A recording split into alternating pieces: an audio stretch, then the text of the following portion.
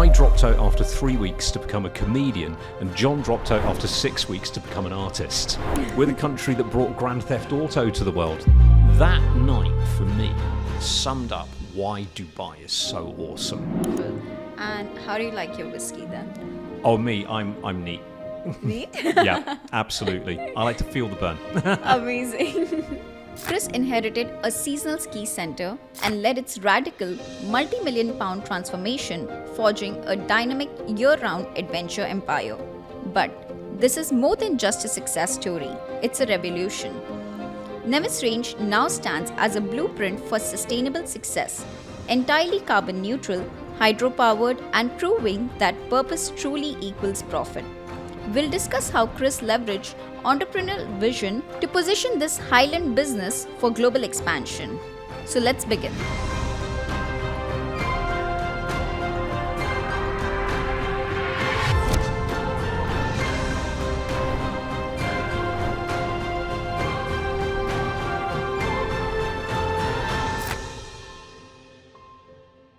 So, Chris, research suggests that 70% of million-dollar deals happens over a glass of whiskey. Is that true?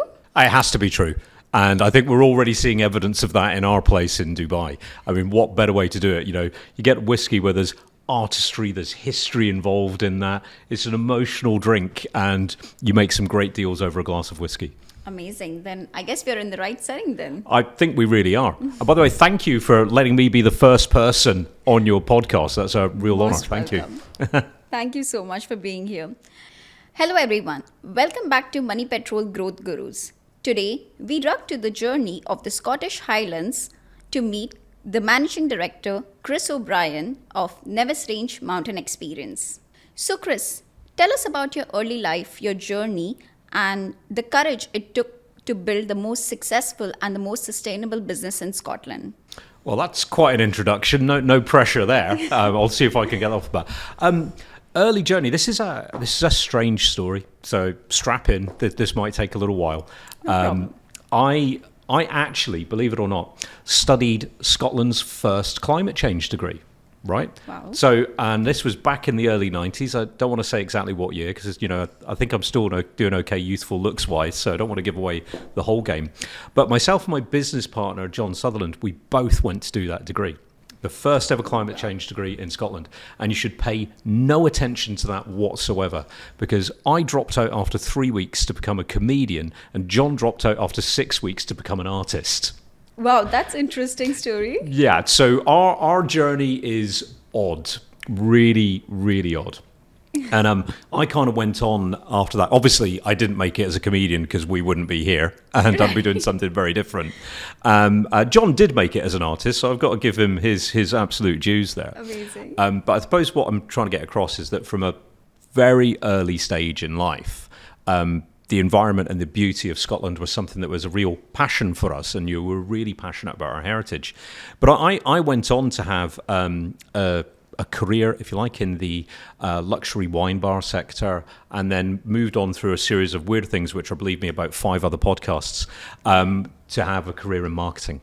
And John, at the same time, was busy working in films. So he worked on all of the Harry Potter films. He worked on Skyfall. You name the film made in the Scottish Highlands, and there's a lot of them.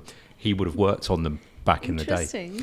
And through a very strange series of coincidences, we reconnected probably about 13 years ago, something like that.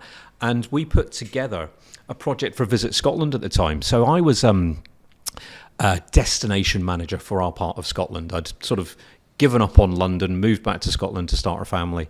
And I ended up getting this gig with Visit Scotland where we would make 61-minute movies in a year about... Wow. Oh, yeah. That was a workload. Yeah. That was a workload.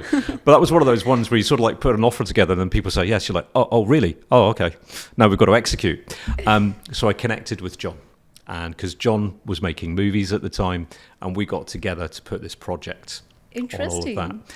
And we discovered at that stage our shared passion for tourism, for bringing as many people to our part of the world and sharing our story. And that took us to our home, if you like. Now, Nevis Range was a business that was actually in part started by John's father way back in the day I suppose that story begins in the 70s. It opened in 1989. But when myself and John got there, which was 10 years ago, you had a situation where what the resort was famous for was skiing. And that was really the entire business revolved around that. And, both passionate snow sports people, we love that. It's everything that we live for. Amazing. But to have snow sports, you need snow. Yes. It's a really vital ingredient to being a snow sports resort is having snow. And, climate change is a really cruel mistress. It really, really is. And, if you ever meet people who are still saying, oh, it's a bit of a hoax, you're in denial about it, talk to somebody who works on a mountain for a living, because we see the change. And we've got the data going back to the day we opened. We know that there's less snow. We know that the winds have changed. Our environment has literally changed. It has, quite drastically. Yeah, and there's still, I guess part of our mission, it's not to go on a crusade, but it is to actually go out there and say, turns out this is really happening.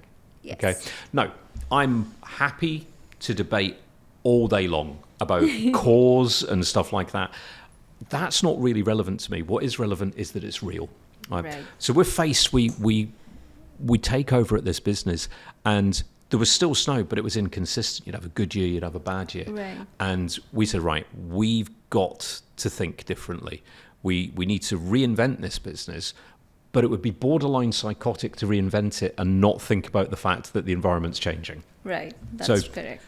There were a number of things that happened. So this is a very long answer to one question, isn't it? But, first thing that happened was a hydroelectricity plant was built. Okay. Now, that provided Nevis Range with energy security. And when you look at Europe right now, and you look at the fact that in the UK in particular, it's the highest commercial electricity cost anywhere in the world. Yeah, I've read about that. Yeah. So, it used to be electricity was something you could lose in a rounding error on the accounts. Now, energy is your most important cost next to salaries in the UK. Right. But we've got energy security. So that hydroelectricity plant, which we actually sold, believe it or not, but signed a lifetime deal to keep all the power from it. That's another story. But that provides about 80% of our energy. So if we hadn't got that built, we wouldn't be having this conversation now, because commercially the business would not be viable without that energy source. Right. So that's kind of step one on our journey to that. But then we started to think, okay, let's really commit to a net zero philosophy. Right. So you switched to carbon neutral status altogether with that business? Absolutely. We are 100% carbon neutral.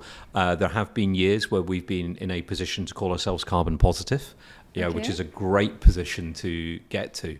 But we kind of take a bit of an old-fashioned view to it in a way. And maybe this goes back to kind of the degrees that me and John didn't study, which was that, first of all, let's not pollute. Right, let's make this really simple. Let's not be bad. Let's not have waste. Let's not pollute. Yes. But then you start thinking about how you build, right? And we needed to build new stuff. So we thought, let's build a hotel. Right? And this is a completely true story how this happens, right? We sat down one morning for coffee. Right. And we'd both seen a documentary about a container shopping centre somewhere in Europe. So shops made out of old containers and stuff like that.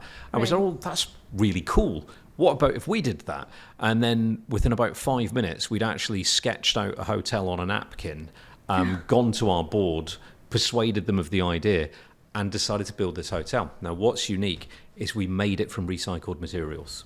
That's innovative. I think so. We worked with some amazing people on the project. If you sleep on a bed in one of our hotel rooms, it's made out of old bits of snow fence that we didn't need on the hill anymore. We actually made the wardrobes out of bits from vehicles that we weren't using anymore and stuff like that. So the idea was, not just from our eco point of view, but anything you touch in our place should be part of our story from the past. Wow. And this is which year we are talking about?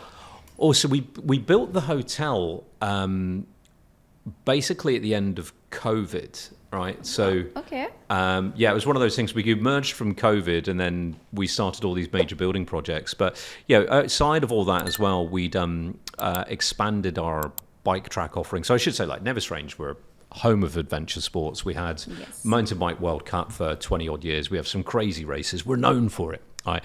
So as part of our expansion plans, we built Europe's longest lift-served blue bike track. We've got 60 kilometers of trails there on site. That's beautiful. Coming to the point of building these hotels and stuff like that was just about tying everything together. But we wanted to do it in a truly sustainable way. Amazing. So, yeah, it's been quite a journey to get to that point. And I think what I would say about it is once you've made that decision that you're actually going to build everything responsibly and sustainably, then it gets quite easy to be creative within that. That's true. Do you know what I mean? Yes. So it's like exactly when you know what you want and you find ways around to get that done. Exactly. Yes. It's a bit like the only example, because this is in my world, probably we shouldn't name anyone, but when you've got some comedians who are actually great on network television because they've got hard parameters. Yes. So they push it towards that line. When you put them somewhere like, I don't know, Netflix, and they've got total freedom, sometimes it doesn't work as much because you need guardrails. Yes, Yeah. that's true. And we've given ourselves those guardrails to be creative within. That's amazing. Now, since you've built this whole experience, Nevis Range experience in Scotland, so what was the core challenge that you faced here when you were building this and when you had a vision and you were very clear what you were looking forward to? So, but what was that core challenge that you faced there? So the core challenge in many ways remains the same, even to this day, because Nevis Range was a massive existing business when we got there. Don't be wrong, we've had our times where we've been parking the company down the street so the bank can't find it. We've been through those really tough times. But the core challenge is still the same, is that for a number of people, climate change is a really hard reality to accept. True. Really hard reality to accept. And people are attached to what a business used to be, and sometimes accepting evolution is difficult for both employees, for customers, for everyone. And we have changed significantly. I think because we've spoken before, and this always blows people's minds, but we actually take nearly 50,000 visitors a year directly from India to Nevis Range. That's our core customer, really. It's our biggest customer group comes directly from India, and in particular Mumbai. That's very interesting. Yeah. I should plan my next visit for sure. Oh, you absolutely should. I can't believe you haven't been already. But no, so the core challenge is one of accepting change, right? And one of the ways that we went about that from a team point of view is we decided to concentrate on what do we want our company culture to be, right? So we kind of stopped having team meetings and staff meetings and started having culture workshops instead. And this was to get across to people, what kind of company do you want to work for? What kind of environment do you want to be? And our guardrails for this one, again, were about ambition and entitlement.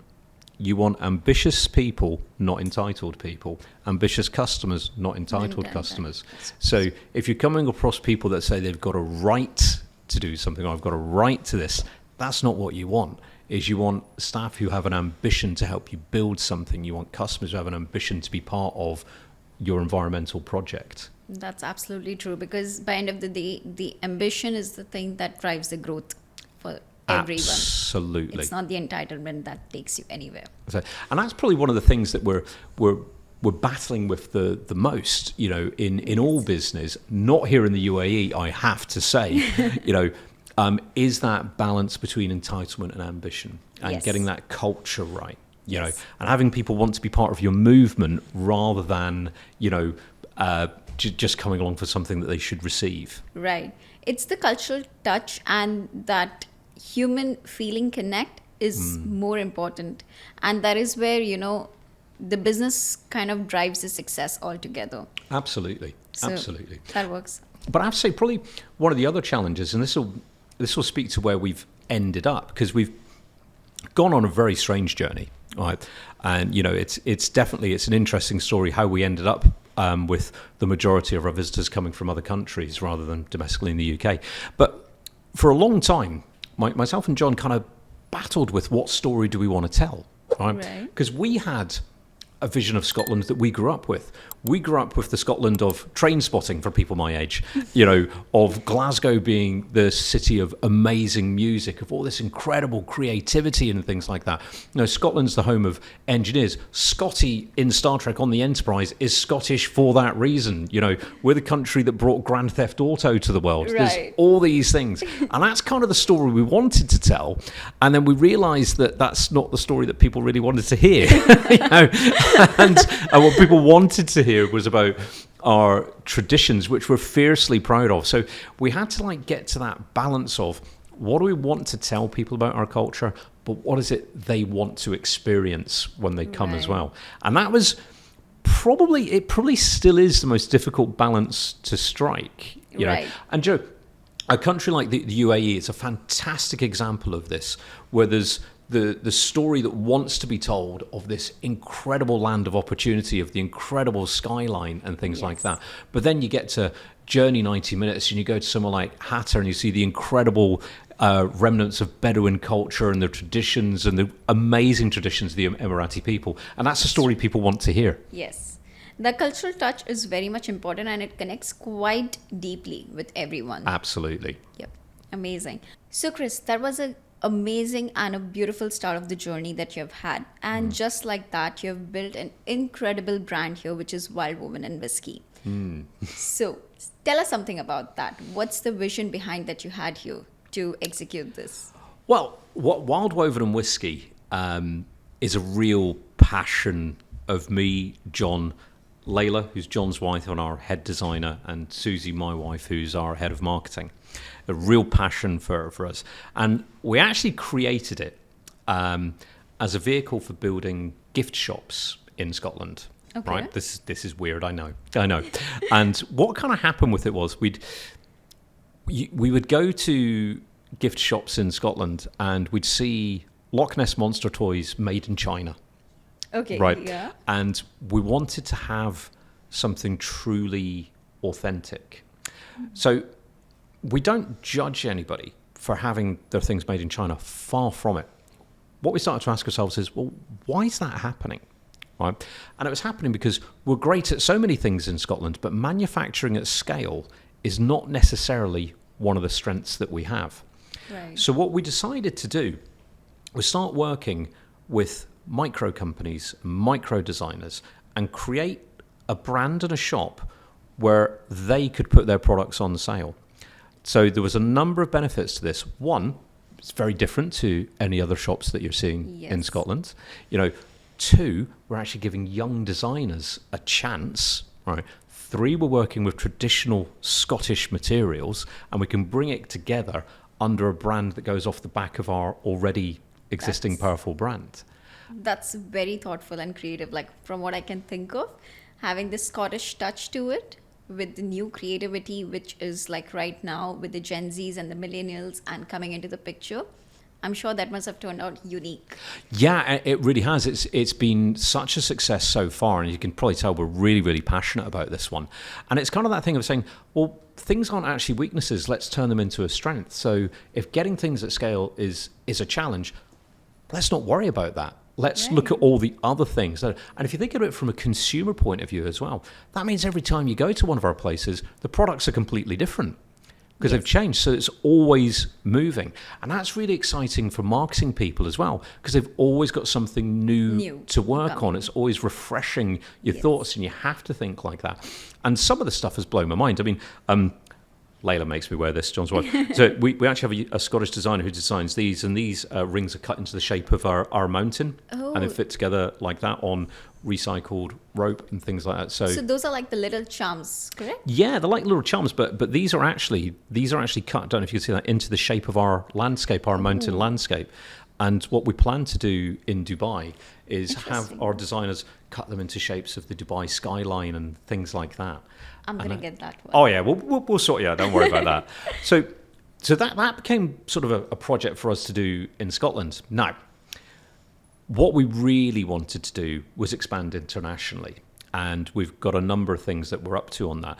And one of the ways that we've grown that Nevis range business through very challenging economic times in the UK.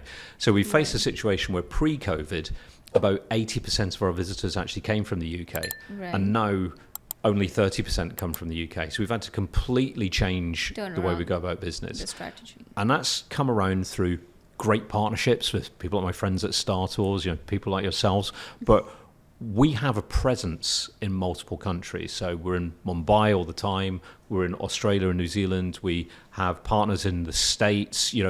We know that to get visitors to come to us in Scotland, we need boots on the ground. Correct. Right.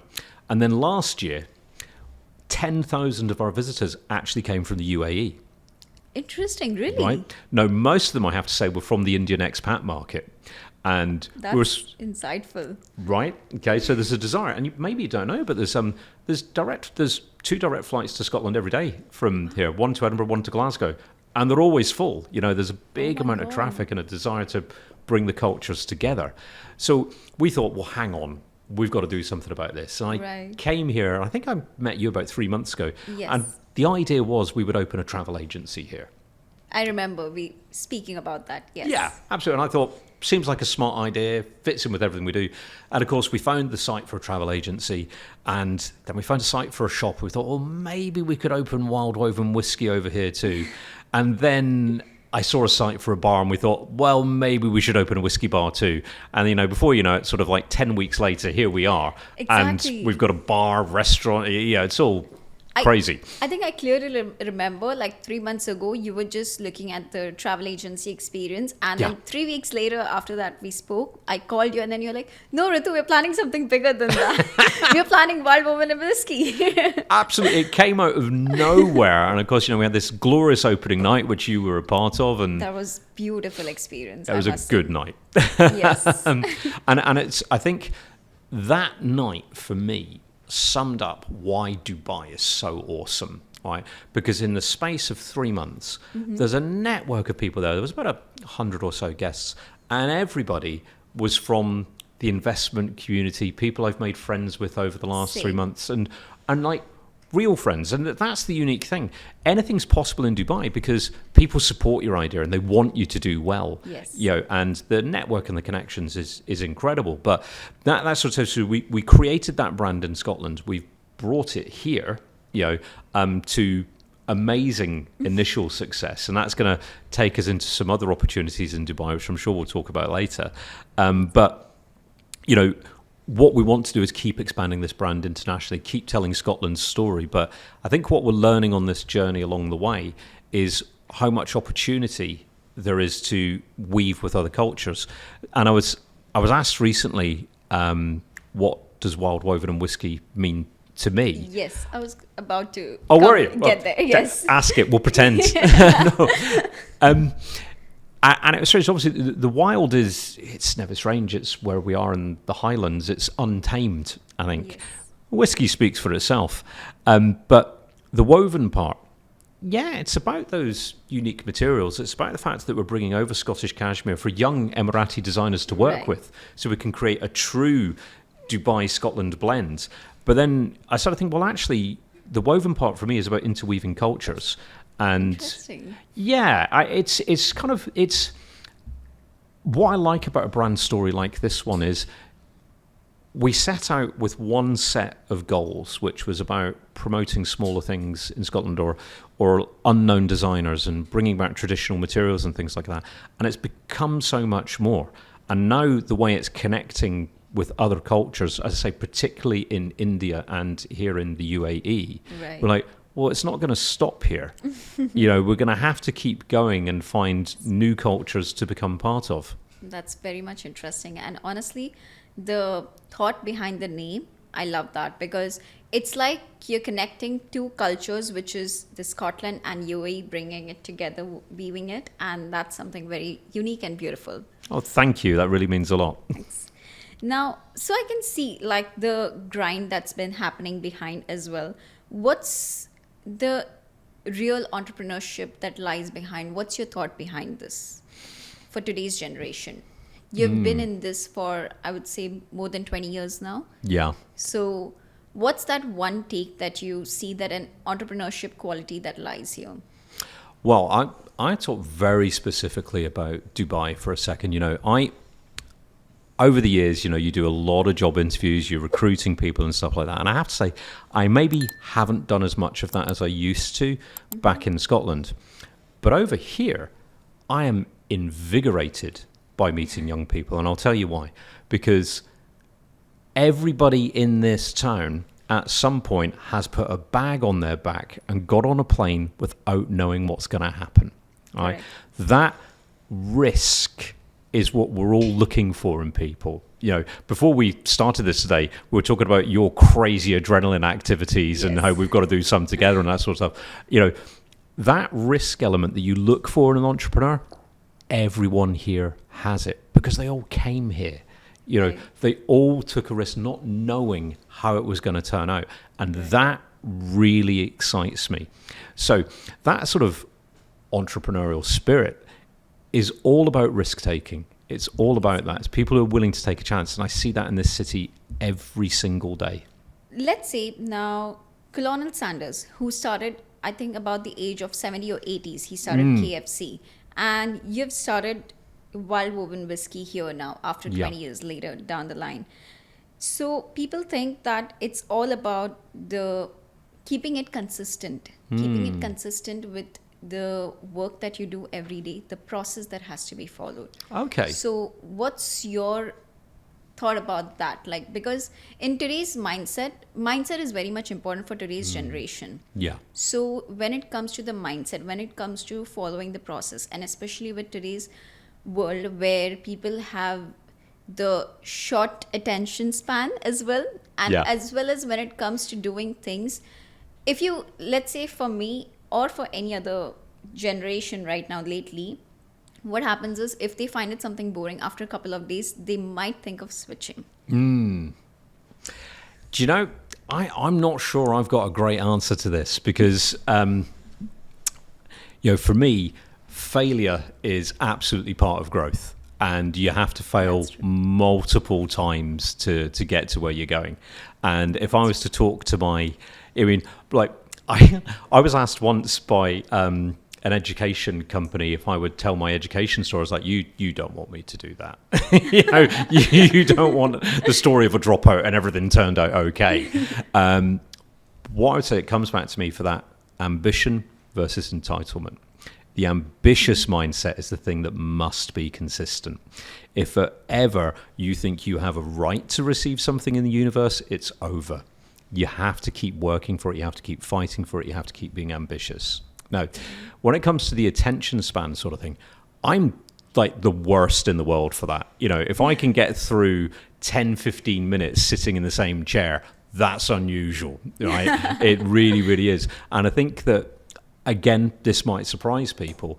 I think that one of the greatest things that's happened to education in the last few years is TikTok. Yes. I genuinely think that.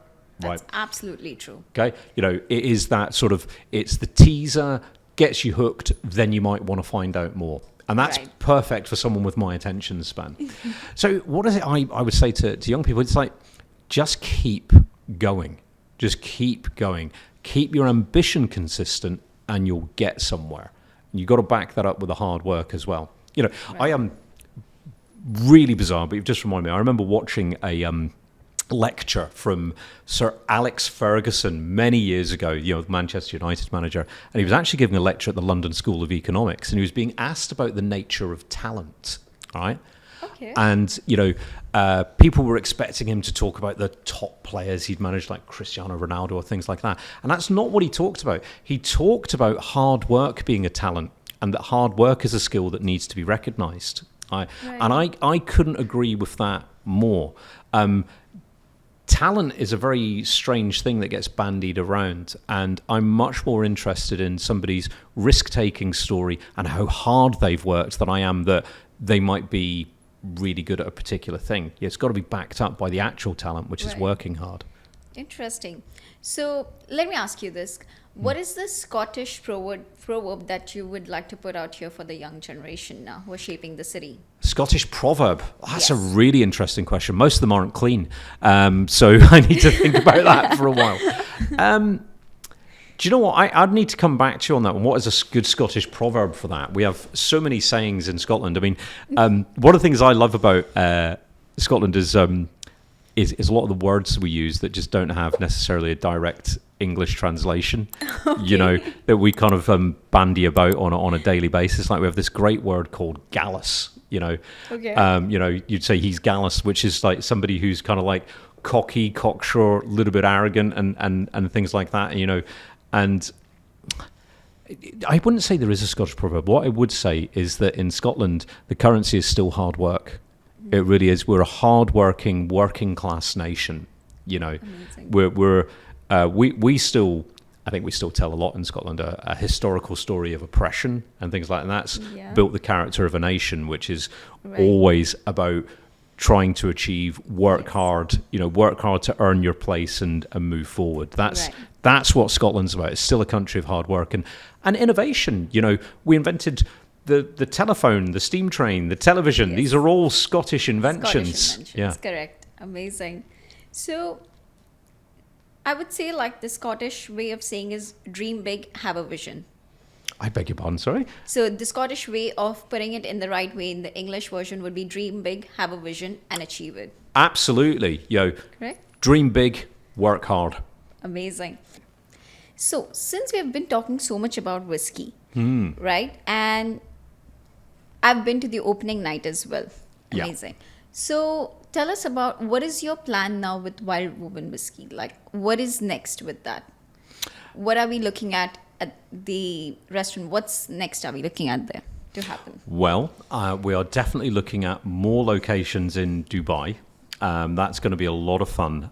We've got something in the business districts right now, as you know. I think now it's time to hit the palm and get something really exciting down there and start appealing to that wider tourism market as well. We are actually deep in discussions about a premises in Singapore. That's interesting.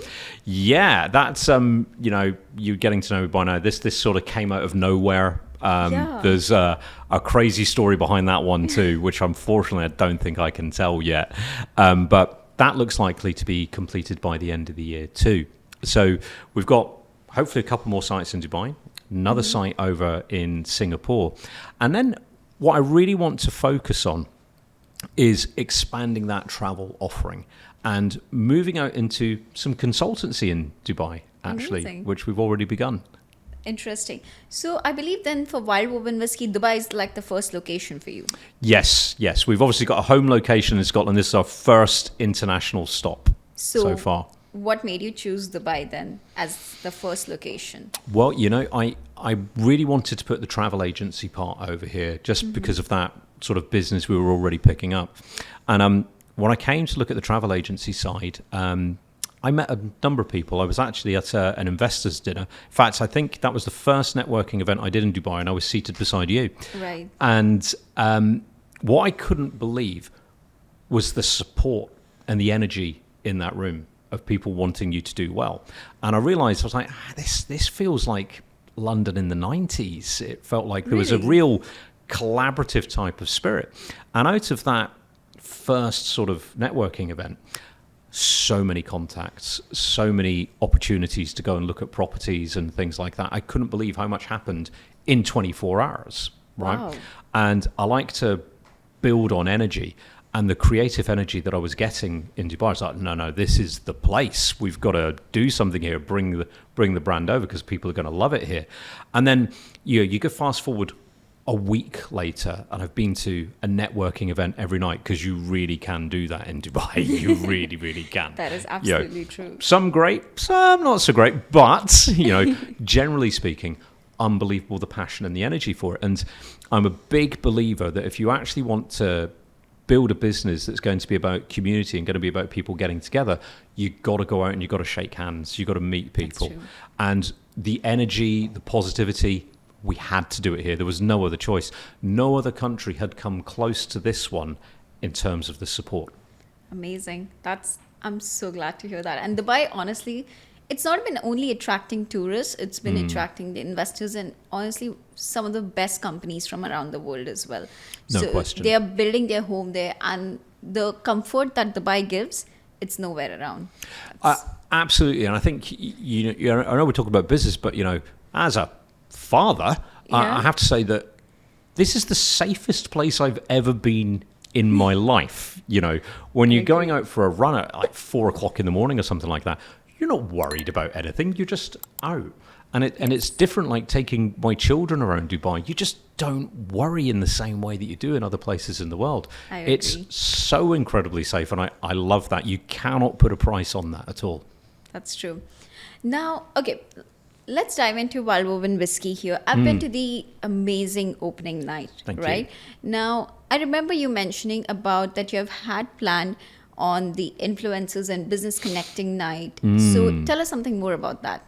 Okay, so I like to joke that I've been involved in social media marketing since before Facebook launched, which is kind of true. We were operating message boards and things at the time.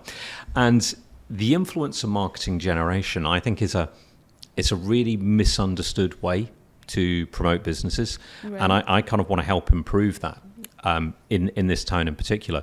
And I think there's a lot of people that concentrate on what I would call vanity statistics. I've got 2.4 million followers. Who cares? Right.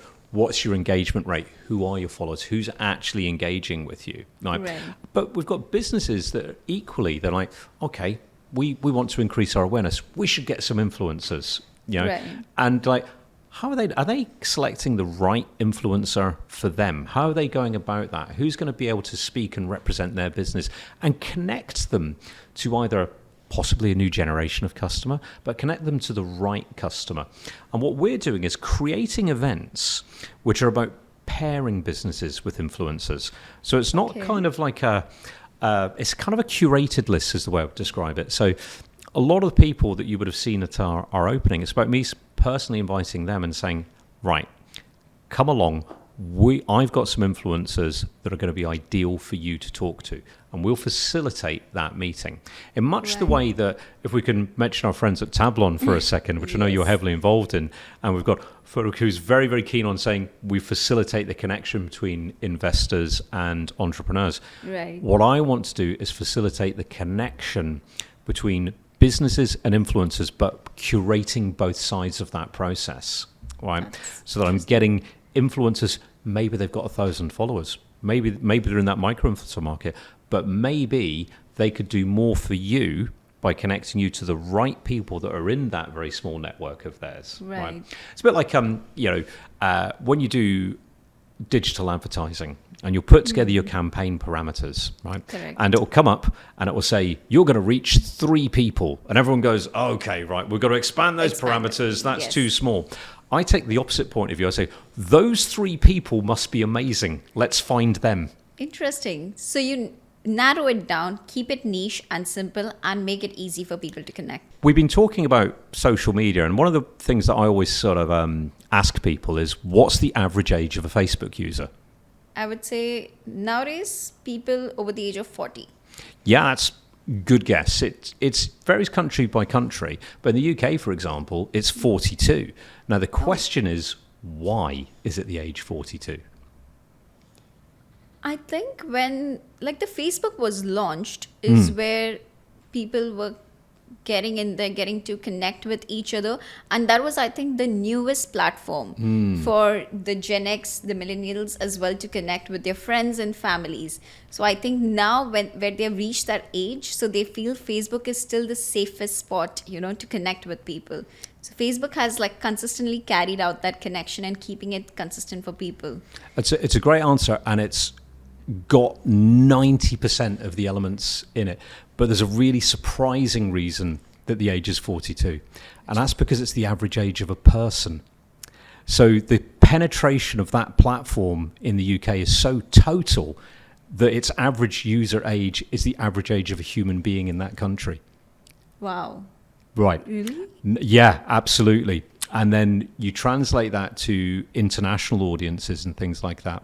Right. And this will really mess with people. And it's one of the reasons that we're so keen to do some of this influencer stuff, is that Instagram still has kind of like an average user age in the UAE of, below 30. Yes. Okay. So I see these businesses that clearly have got a consumer base that's going to be over 30 spending all their money on Instagram. And I'm like, okay, guys, we can help you here. Yes.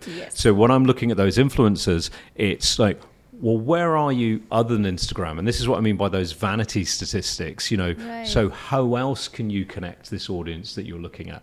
So like if you're selling Mercedes, for example, there's little point in going after an Instagram audience in the UAE. You need to be going where your customers are. So I always think it's very interesting. And that's where I go to like those lower parameters and things like that. So if you can only reach 3 people, they're probably the 3 people who are actually going to buy that car. Correct. So go after that. So that's kind of more of what we're trying to achieve there. But we're also taking our consultancy a little bit further than that. That's just something I want to do that's going to be fun, and I think we can help and give something back. But I'm involved in a couple of quite fun things at the moment in the UAE as well. Interesting. And that is? Well, I'm doing a thing with some people from the Tablon community, and we've started pitch training for young entrepreneurs. Oh, that's something interesting. And I think that's been missing here for quite a lot of time. Yeah. Absolutely. And it's all about like, how can we actually help you communicate your idea in that 1 minute? And then what does your 5-minute meeting look like? What does your 1-hour meeting look like? Because there's amazing creativity and ideas out there. But, you know as well as I do, you put some people on a stage and they just go, oh, and it's gone. Yes. And it's just about giving them confidence. That's one of the things we're up to. But the other thing, and this is where I think that Wild Woven Dubai potentially has its biggest success, is with sustainability consultancy. And, Amazing. Brings us right back to like my passion. And it's to let people know that you can make money being sustainable. You really, really can. You can connect to another audience that's conscious, that might fit your brand. But you can also give back, and making money is possible. Sustainability is not a cost. That's absolutely true. That's amazing. And that's honestly very innovative, because with the current climate change happening, and not only climate change, everything's been changing, and people like the current generation, the way they look at the living and the lifestyle, they are more into it. Yes. Like they are more into keeping it healthy, the work-life balance. They look into it very closely and they keep it balanced, and that is where they know that what they want. They look for places to, have their time off. Yes, you're right. So that is somewhere, they try to keep it balanced, and that works out well for the long term. So yeah, and I think they've got it right. I grew up in an environment which was kind of more balance. Work hard, we'll give you some balance. Yes. Sort of thing. So yeah, I admire the younger culture for actually thinking that consciously about it. Yes, exactly.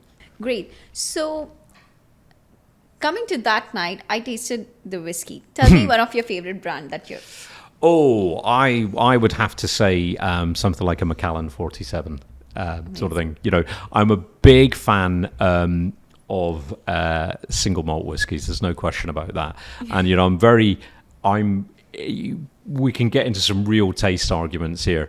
I'm very happy to be from where I am in the Highlands, where we've got heavily peated whiskey and things like that, which are extremely good. But I think what we're trying to do with our whiskey experience is give people a different way to taste and experience the drink. And, we won't give away too many trade secrets, but we've got a particular way. We can even do things by teaching you how to smell whiskey differently and how that can experience it. Oh, you did this, didn't you? I did that. And that was a complete different experience. And it was quite interesting. And I've never seen that.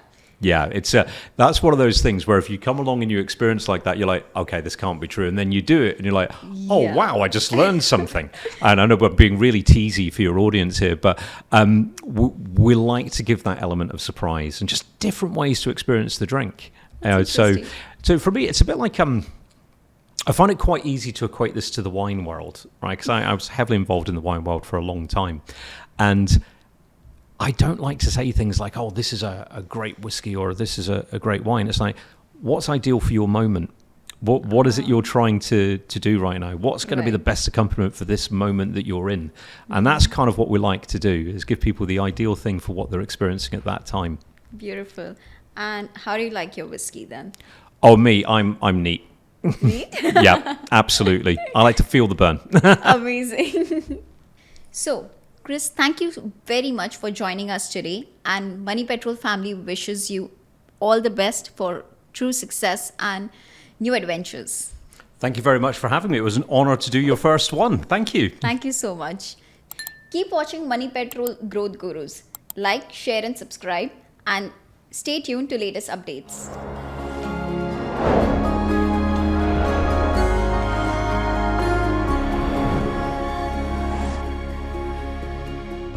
RG Group. We value your investments.